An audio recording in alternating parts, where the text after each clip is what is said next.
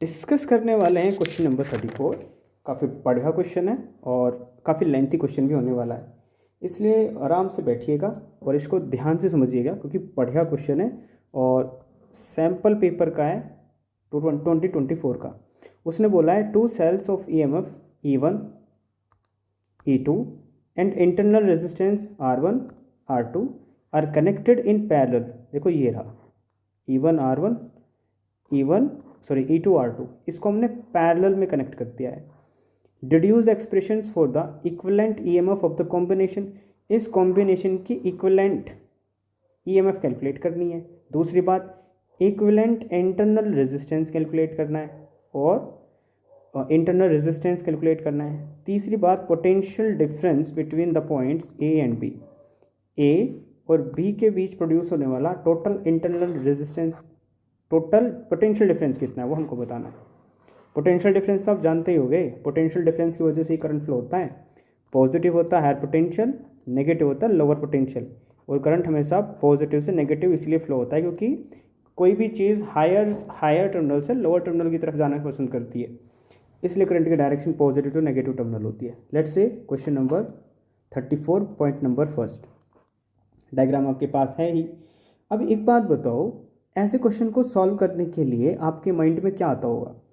बहुत सारी चीज़ें आती होंगी। देखो पहले ध्यान से देखो कि अगर मैथमेटिकल नंबर्स नहीं दे रखे, मैथमेटिकल वैल्यूज़ नहीं दे रखे, इसका मतलब ये सीधे सीधे थ्योरेटिकल सॉल्व होने वाला है। तो थ्योरेटिकल सॉल्व करने के लिए थ्योरी लगाओ। अब एक बात बताओ, बैटरी के EMF का फॉर्मूला क्या है? EMF का फॉर्मूला होता है terminal potential of the potential terminal produce by the battery plus the potential aided by the internal resistance. ये होता है टोटल पोटेंशियल। जल्दी बताओ। अब ये काम करो आप फॉर द फर्स्ट बैटरी के लिए देखते हैं।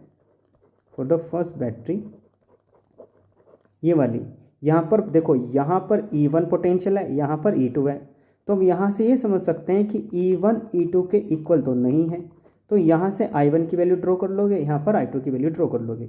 For the first battery I1 is equals to what?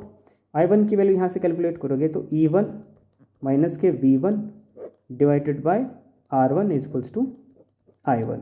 ठीक, सिमिलरली आप सेकंड बैटरी के लिए करोगे। For the second battery I2 क्या होगा? पता नहीं क्या होगा। ये होगा हमारा E2 माइनस के V1 V2 divided by R2 is equals to I2।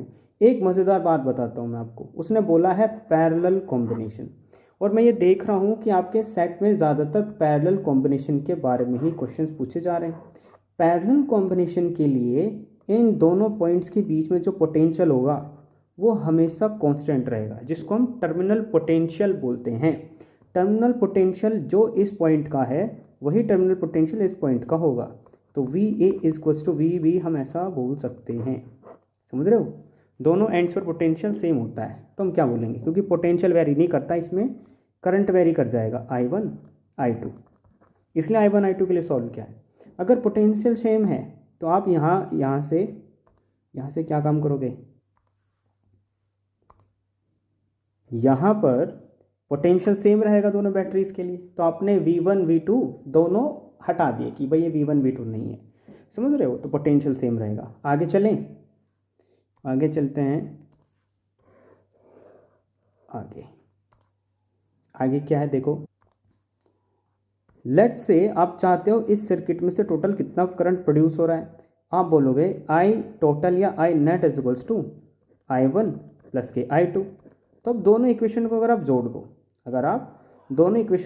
तो आपको क्या मिलेगा? देखो मैं बताता हूँ। दोनों इक्वेशन को जोड़ो तो आपको मिलेगा E1 अपॉन R1 प्लस के E2 अपॉन R2 माइनस के V1 अपॉन R1 प्लस के 1 अपॉन R2। लेट्स से ये हमारी इक्वेशन नंबर फर्स्ट। देखो क्या कर दिया हमने। बड़ा आसान सी चीज़ की हमने, कुछ अलग या ऐसा कुछ नहीं किया जो आपको समझ ना आए। E1 upon R1 plus E2 upon R2 minus के V upon R1 upon R2। ये रहा, यही वैल्यूज़ रखी हैं। आगे चलते हैं, करें। अब एक बात बताओ, अगर ये दोनों बैटरीज एक दूसरे के साथ जुड़ जाती हैं तब इसका करंट कितना होगा, तब इसका बैटरी का करंट कितना रहेगा। देखो आई नेट कितना रहेगा, आई नेट रहेगा हमारा E net divided by R net minus K V upon R net. यही बात है। अब आप इक्वेशन नंबर फर्स्ट और सेकंड को कंपेयर कर दो, ये भी आई नेट है, ये भी आई नेट है, तो इक्वेशन फर्स्ट और सेकंड को कंपेयर करोगे तो आपको E net divided by R net यानी आर टोटल ई टोटल की वैल्यू मिल जाएगी E one upon R one plus E two upon R two. ये मिल गई आपको E one upon R net की टोटल ई एम एफ, माफ़ कीजिएगा टोटल वैल्यूज़ पैरेलल कॉम्बिनेशन के लिए। अब आप क्या काम करोगे, इंटरनल रेजिस्टेंस कैलकुलेट कर लोगे सभी, तो कितना आएगा 1/R1 प्लस के 1/R2। ये तो डेरिवेशन आपने की होगी, आप कंपैरिजन कर रहे हो ना, इसका और इसका कंपैरिजन करो, क्या मिलेगा, वैल्यू सेम मिल जाएगी आपको कि भाई इसकी वैल्यू ये, इसकी वैल्यू ये। हो गई पहला पार्ट सॉल्व। सेकेंड पार्ट के लिए करते हैं। अब सेकेंड पार्ट के लिए उसने बोला है, अरे एक सेकेंड, अभी तो पहला पार्ट कहाँ है, उसने इक्विवेलेंट ईएमएफ पूछा है। देखो इक्विवेलेंट ईएमएफ यहाँ से निकल जाएगी, ये इक्विवेलेंट ईएमएफ है, तो ई नेट कितनी आएगी, ई नेट आएगी आपकी E one upon R one plus E two upon R two multiply by R net. ये है first question solve, first part. दूसरा पार्ट देखो क्या पूछ रहा है, equivalent resistance, equivalent internal resistance. अगर ऐसी बात है, देखो ये रहा इक्विवेलेंट इंटरनल रेजिस्टेंस, ये रहा इक्विवेलेंट इंटरनल रेजिस्टेंस, ये भी सॉल्व हो गया। थर्ड पार्ट समझे, थर्ड पार्ट पूछ रहा है वो कि आप पोटेंशियल बताओ, आप पोटेंशियल बताओ कि इन दोनों एंड्स के बीच में टोटल कितना पोटेंशियल होगा, यानी टर्मिनल पोटेंशियल की बात कर रहा है।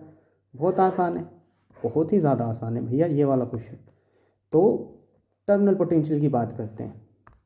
देखो E net is equals to कितना होगा, वो होगा हमारा potential across V A B minus के I net into R net की। ठीक है, आपको पोटेंशियल चाहिए तो V A B is equals to E net plus के I net into R net.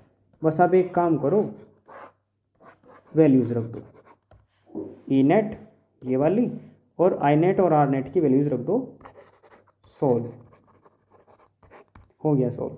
Next question.